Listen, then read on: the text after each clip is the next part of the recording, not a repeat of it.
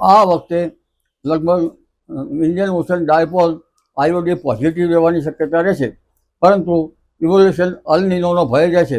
અલ નિનોની રાશિ જોવા જઈએ તો જ્યારે અલ નિનોના છેલ્લા 10 વર્ષમાં અલ નિનોના વર્ષમાં વરસાદના આંકડા જોઈએ તો ક્યારેક 88%, ક્યારેક 86% જેવો વરસાદ થયો છે.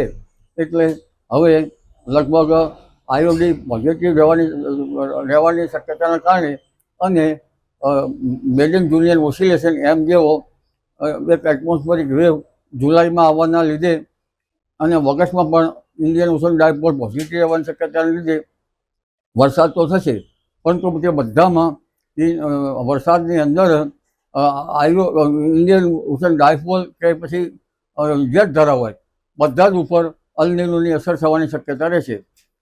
કારણ કે વ્યાપાર વાયુ આવશે નહીં, એટલે અલ નિનોમાં એકાએક ભારે વરસાદ તો વચ્ચે ચોમાસામાં બ્રેક પણ પડી શકે. જ્યારે ચોમાસામાં બ્રેક પડે ત્યારે ખેડૂત ભાઈઓએ પિયત વ્યવસ્થાપન કરવું સારું રહે. અને વરસાદ તો ઓક્ટોબર સુધી થવાની શક્યતા રહેશે, પરંતુ આ વરસાદ જે છે એ સપ્ટેમ્બર સુધી મપાતો હોય છે.